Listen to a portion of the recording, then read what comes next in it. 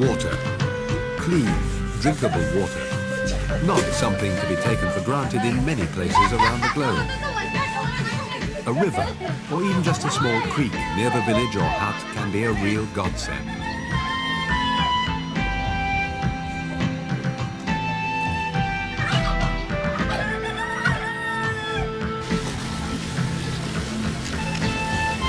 A merrily bubbling water tap in the middle of the village is a source of happiness.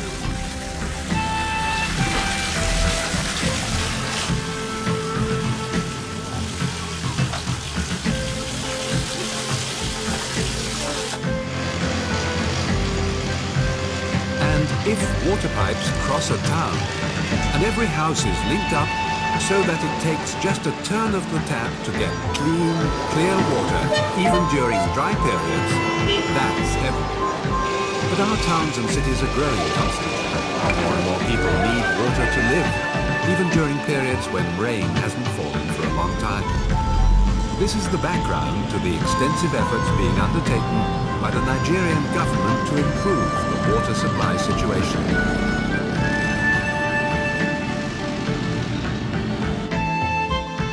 Jos, the expanding capital of Plateau State. To supply it with water, Bilfinger+Berger Nigeria built the Laminga Dam. And just a few years later, the company added a 1,500-meter-long dam across Chaîne River to ensure water supplies for the booming industrial location of Jos. This project also included planning and building a water treatment plant. That means 45,000 cubic meters of fresh, clear drinking water every day and in every season of the year. Water supplies for the city of Ilorin, with its population of over 1 million, are today guaranteed by a dam across the Aza River with an even larger treatment plant. And this is the water treatment plant at Gusau in Sokoto State, also built by Bilfinger+Berger Nigeria. Just like the storage dam with its rear of lifting gates to regulate the water level and the discharge quantity.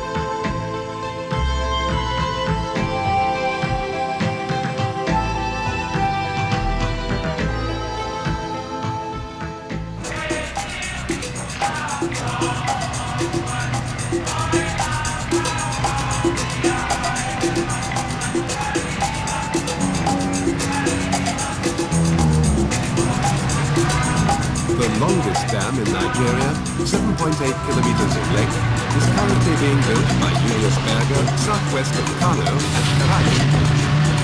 It will impound Chalawa River and thus create an important reservoir, particularly for agricultural use. To build up the homogeneous earth dam, over 6 million cubic meters of laterite soil have to be excavated from suitable sources and transported to the site. Depending on the distances involved, scrapers or heavy trucks are utilized.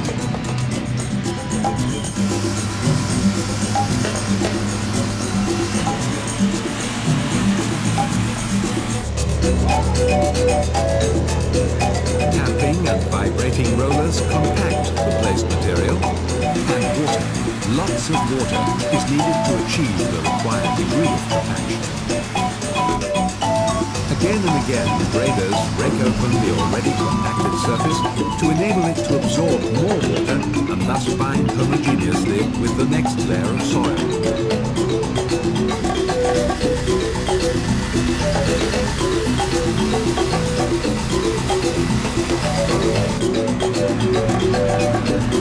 The large water requirement, more than 1,000 cubic meters a day, can't be met either by the pools of water in the dried-out riverbed or by means of a well, drilled especially for the site. It produces only 20 cubic meters an hour. For that reason, it was necessary to lay a pipeline from an impounded lake about 10 kilometers away.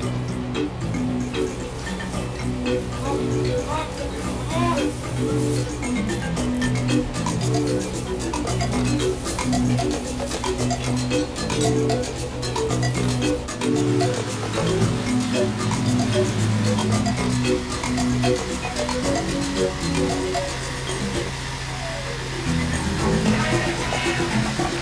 compaction of the placed material is checked regularly and again at many points on the dam, extracting an undisturbed soil sample.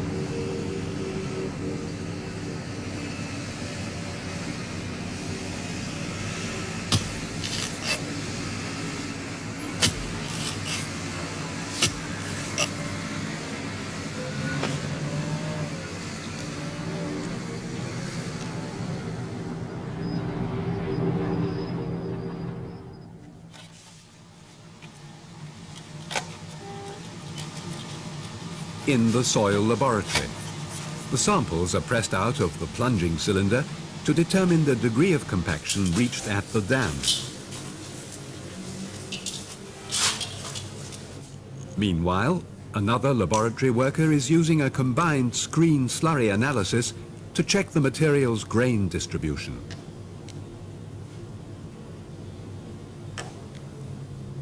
The loose material is subjected to precisely defined compaction in a standardized tamper, and this provides a criterion for the level of compaction achieved at the dam.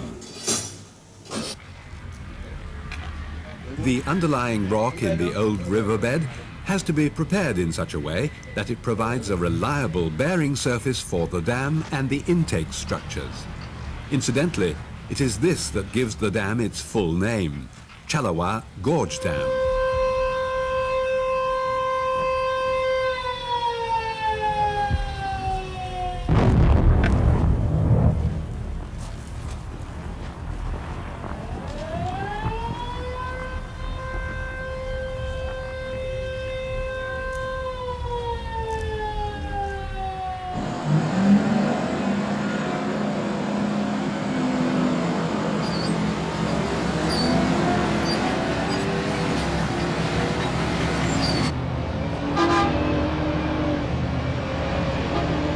Of equipment is needed to meet the daily required output of 15 to 20,000 cubic meters in order to execute the extensive structure within 2 dry periods.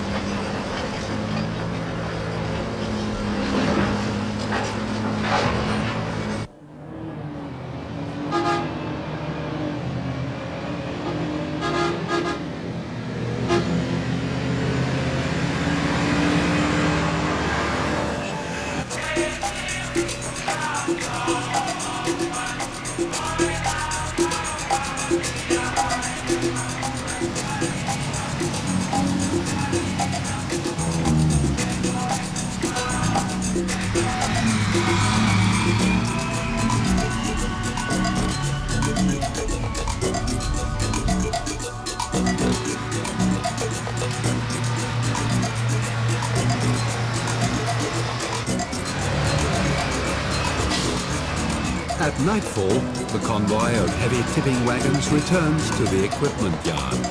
During the night, they'll undergo perfect maintenance service in the workshop bay. And then, when work starts again the following morning, all the vehicles are already back on the building site, ready to fulfill their daily tasks. Some distance away, the structural steel engineers have their workshop. 300 meters of piping for the bottom outlet with a diameter of 3 meters have to be bent and welded. And 600 meters for the 2 penstock pipes, which lead through the dam from the water intake tower.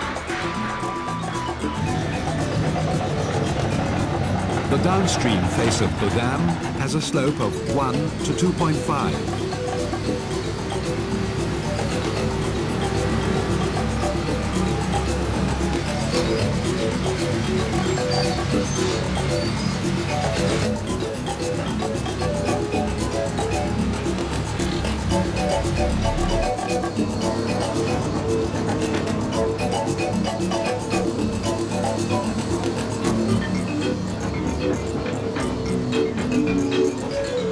The trench excavation work at the foot of the slope is for the drainage of the filters incorporated in the embankment.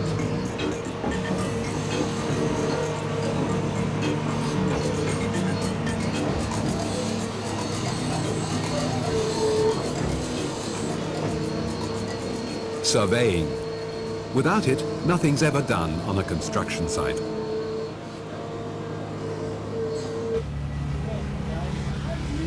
A drainage pipe as a link between the numerous wells for checking seepage.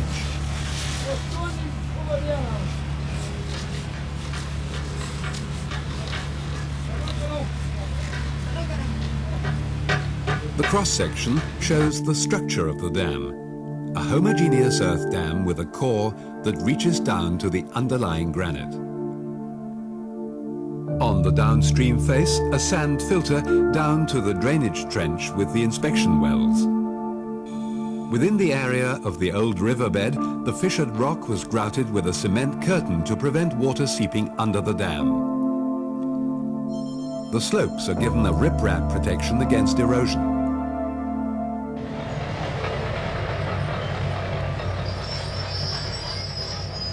First, a layer of crushed granite is placed.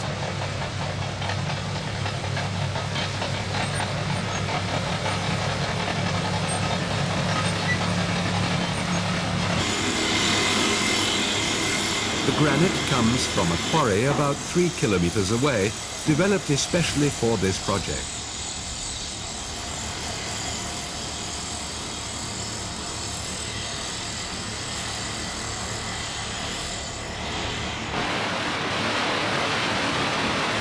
Crushers provide the different grain sizes.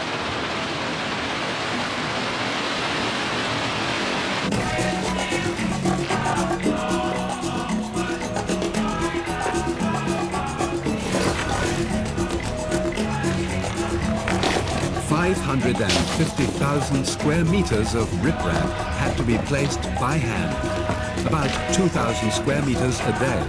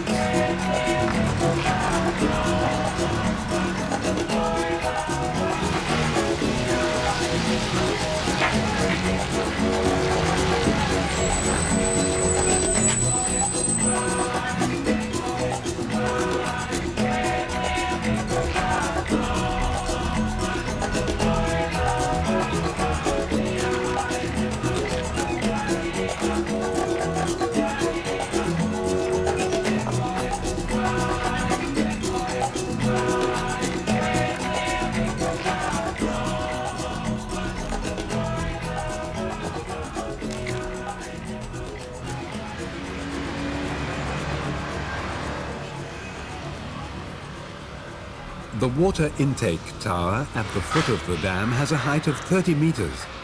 From it, the penstock pipes lead through the dam to the outlet valves. The penstock pipes on the downstream face.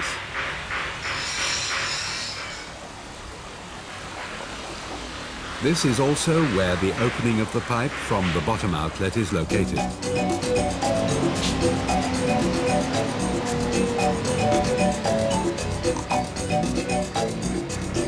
Now the dam can be raised over the old riverbed and penstock to its full height of 42 meters. This is the dam's broadest point. Here it is 260 meters across. A 600-meter-long concrete spillway is provided for flood relief. It is built by the lockup method to ensure optimum water impermeability with the help of expanding concrete.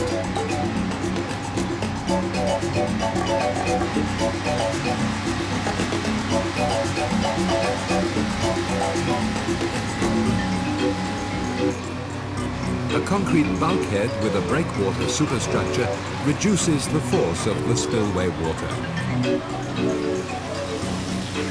The concrete surface of the weir is finished with particular care so as not to give the spillway water any chance to erode the concrete.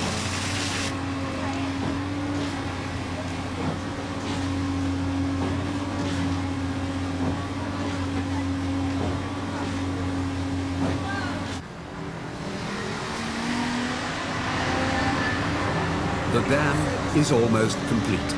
The inspection wells are functioning.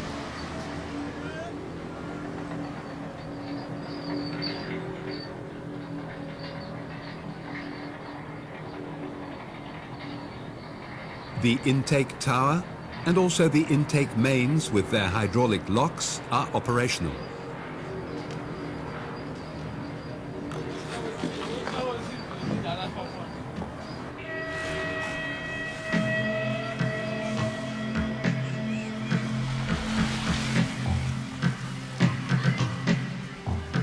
Impounding has begun.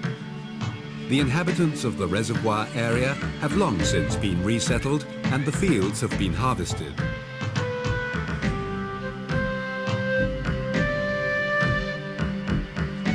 Once the impounded lake has reached its full height, it will have a volume of 1 billion cubic meters of water. That's enough water to irrigate 70,000 hectares of arable land around Kano and the Hadejia Valley at any season of the year. The reservoir also represents a very reassuring drinking water reserve for the steadily growing economic center of Kano.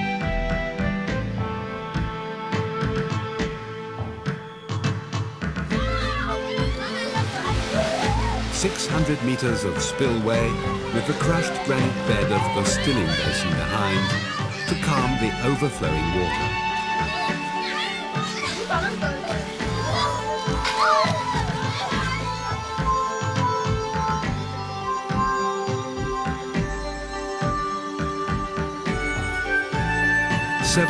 .8 kilometers of dam built almost entirely during the dry periods of just 2 years. The intake tower also serves to provide statistics on water level and climate. The water level can't only be read off, it is also automatically recorded for scientific evaluation. Through a glass sphere, the sun completes its own daily record of its course on a strip of paper marked with the hours of the day. Wind and weather are naturally also registered. A standardized water tank shows the daily level of evaporation, which is quite considerable due to the intense heat of the sun.